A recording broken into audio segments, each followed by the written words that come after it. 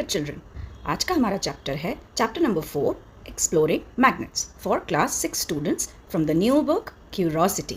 अब मैग्नेट्स क्या होते हैं इसके बारे में हम इस चैप्टर में जानेंगे।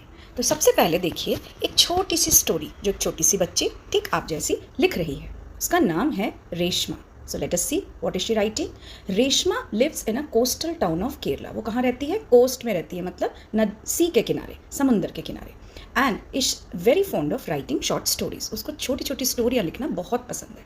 Her grandmother loves listening to her stories. So Reshma was writing a new story to share with grandma on her 60th birthday. तो वो एक छोटी सी स्टोरी लिखना शुरू कर दी अपने ग्रैंडमदर के लिए जिनका 60th बर्थडे सेलिब्रेट होने वाला था।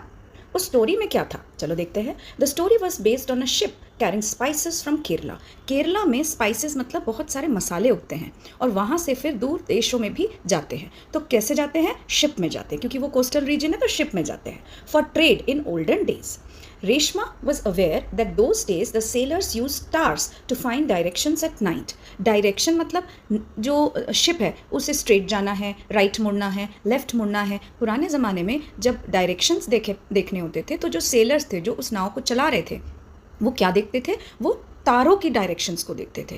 तारे किधर हैं उस तरफ वो अपनी शिप को घुमा लेते थे और पता कर लेते थे कि हमें इस देश में जाना है।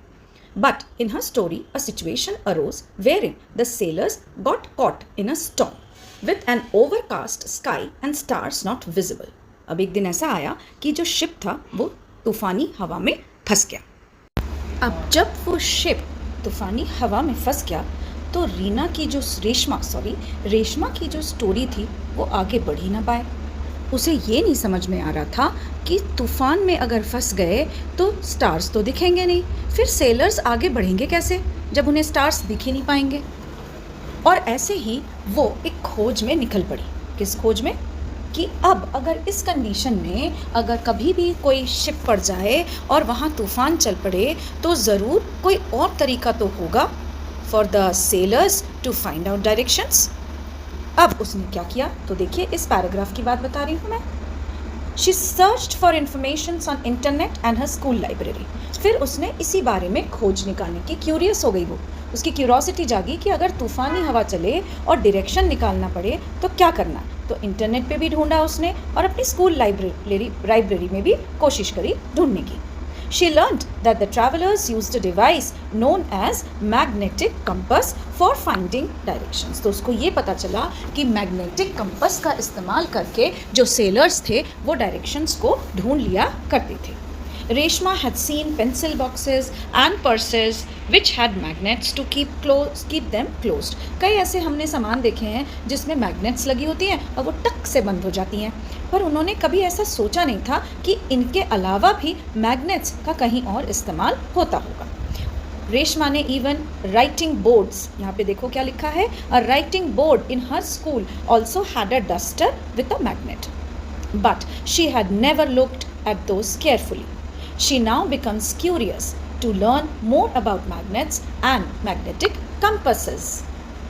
अब ये देखिए, ये जिसके बारे में हम बात कर रहे थे, इस तरह की तो बहुत सारी चीज़ें दिखाई में पड़ती हैं, जैसे कि ये पिन बॉक्स, ये मैग्नेटिक एक मटेरियल है, ये पेंसिल बॉक्स है जहाँ यहाँ पे मैग्नेट्स लगे होते हैं, ये हमारे डोर होते हैं कबर्ड के जहाँ यहाँ मैग्नेट लगा होता है। Why to go for fridge में भी हम देखो कितने तरह के मैग्नेट्स लगाते हैं। ये जो मैग्नेट्स हैं जो सेलर्स हुआ करती थी, मतलब जो नाव चलाया करते थे पुराने ज़माने में, ये भी मैग्नेट्स का इस्तेमाल करते थे। और पता है वो कैसे करते थे मैग्नेट्स का इस्तेमाल? वो एक स्टोन होता था जिसको हम कहते हैं लोड स्टोन। देखो यहाँ पे लिखा हुआ है लोड स्टोन। ये लोड स्टोन क्या है? ये नेचुरली ऑकरिंग मैग्नेट्स हैं। ये नेचुरली ऑकरिंग मैग्नेट्स पुराने ज़माने में डिस्कवर हुए थे और इनका इस्तेमाल होता था डायरेक्शंस पता करने के लिए, मतलब किधर जाना है, कैसे जाना है और कौन सा direction north south east west है, इसका सारा पता करवाता था। कौन सा मैग्नेट? ये नेचुरली अकरिंग मैग्नेट जिसका नाम है load stone. Later on people found out that magnets could be made from pieces of iron. जब उन्हें ये पता चला कि लोड स्टोन जो है वो तो नेचुरली अकरिंग है, मतलब कहीं पहाड़ों में, कहीं एक पत्थर के रूप में मिलता है, और उनको ये भी पता चला कि आयरन से भी, पीसेस ऑफ आयरन का इस्तेमाल करके भी हम मैग्नेट्स बना सकते हैं। तब उन्होंने तरह तरह के मैग्नेट्स बनाने शुरू कर दिए। और वैसे ही हमारे स्कूल के लेबोरेटरी में भी कई तरह के मैग्नेट्स पाए जाते हैं। हम इन मैग्नेट्स को अपने पेंसिल बॉक्स में भी यूज़ कर सकते हैं, स्टिकर्स में भी, टॉयज़ में भी। और ये सारे मैग्नेट्स जो हम स्कूल लेबोरेटरी में यूज़ कर रहे हैं और इन जगहों पे यूज़ कर रहे हैं, ये सब क्या कहलाते हैं? Artificial magnets. क्योंकि ये लोडस्टोन नहीं है, ये आयरन है जिसको हमने मैग्नेट में तब्दील की है, बनाई है। Okay, the magnets can be of various shape